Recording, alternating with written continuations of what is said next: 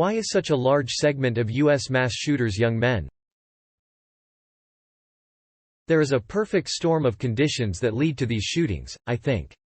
Isolation. Social alienation. The only place to vent or find comfort is in radical communities. Feeling powerless day to day. Anger towards those around you. Distrust of the systems you operate in or in the social support systems that you should be able to rely on. Feeling things will never get better. Lack of emotional awareness or proper emotional outlets. When I was around my second year in high school, I was headed down this road. I hated my parents, hated other people, and hated my life. I didn't have anyone I trusted, nor did I feel that there was anything I could do. I looked into the future and only saw more agony, isolation, and anxiety. I felt constantly looked down upon by those around me and constructed all sorts of fantasies about why people didn't like me. Of course, I have grown up and realized that I had severe social anxiety, and the reason I had no friends was because I was a quiet, anxious, and stressed person. This was literally me for a lot of my high school experience. Link spent a lot of my time on 4chan. I was never racist or politically radical in one direction, but I had a strong resentment for all of humanity. I felt like the world was fucked and the systems we had created were failed. I would stay up all night long watching gore to numb myself to what I felt. It took years to undo the damage I did to myself by doing so, and I think this in some way still affects me today. It is incredibly fucked up to say, but the fantasy of shooting up a school was cathartic in this state of mind. It was the ultimate fuck you to those who I placed so much blame on for years and years. It would show everyone how I feel and get back at everyone for looking down on me. Though I would never live a meaningful life, so why not end it all with a spectacle?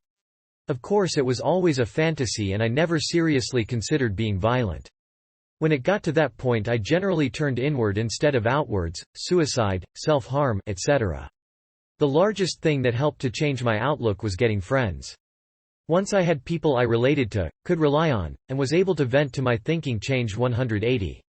I realized that people have value, and despite the suck of the world, there are meaningful experiences to have that we should work toward. Edit. For any of you that feel this post explains your current situation, please reach out and get help.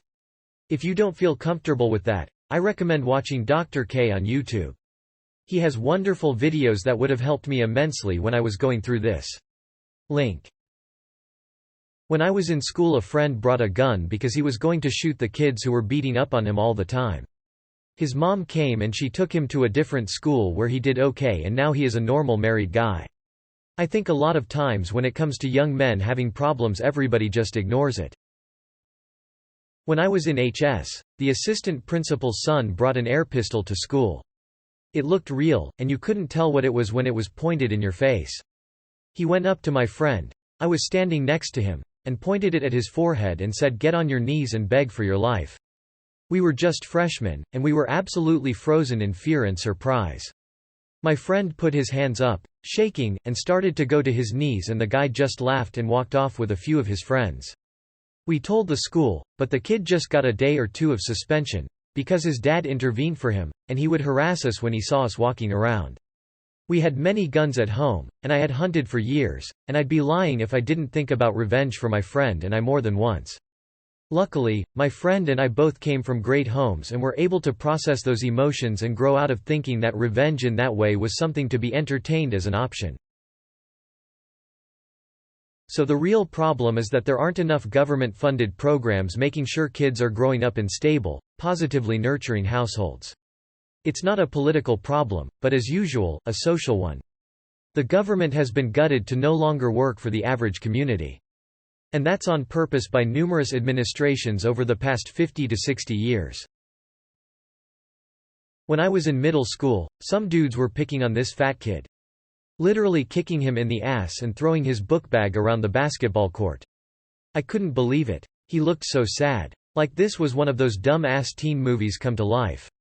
This dude was quiet, didn't have any friends in school, and never bothered anybody. For some reason I just freaked out. I went over and fought those dudes and still have the scars to prove it. They beat my ass, but they never bothered that dude again. Come to find out, he was a recent immigrant and his English wasn't awesome. Imagine if that guy had come to school the next day and just started shooting. Everyone would have talked about how he was foreign and a loner and was probably a psychopath, but never mentioning the assholes who set him off. A combination of raging hormones, life circumstances that haven't been fair to them, and they are inundated with hero myths which makes them feel inadequate.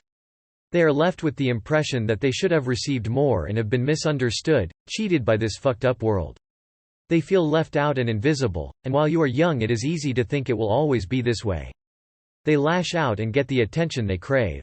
In their last act as a free person they receive the attention they so deeply desired for the deep hurt and disappointment they have experienced. I almost did it myself. The reason? Bullies. I was horribly bullied at school for years. Whether it was due to my academic success, my social awkwardness, my northern accent, I lived in small-town Alabama, and other things. I was punched, kicked, had my shit stolen, spit on, the works. I remember trying to talk to teachers and the principal about it and they just told me to ignore it.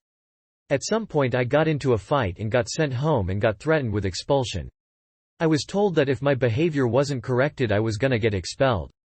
I was a kid. So mom put me on medication. Ritalin. Yeah. My mom also used to beat me with whatever she could find. Bats, bricks, large sticks, paddles, shoes, switches, the works. I was even choked a few times.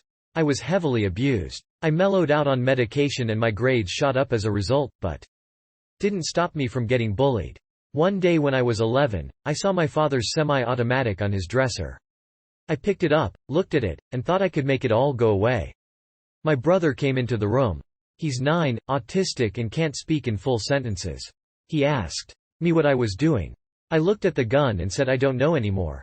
I put it down, and made the decision right then and there. The goal was to get out of that horrible school. I did. I live in Huntsville, Alabama. As a young man, you'll realize hardly anyone cares about your problems, but I found one who did. My little bro. I pretty much hated my whole family, but I didn't hate him, and he didn't deserve to watch me throw away my life. I did it for him.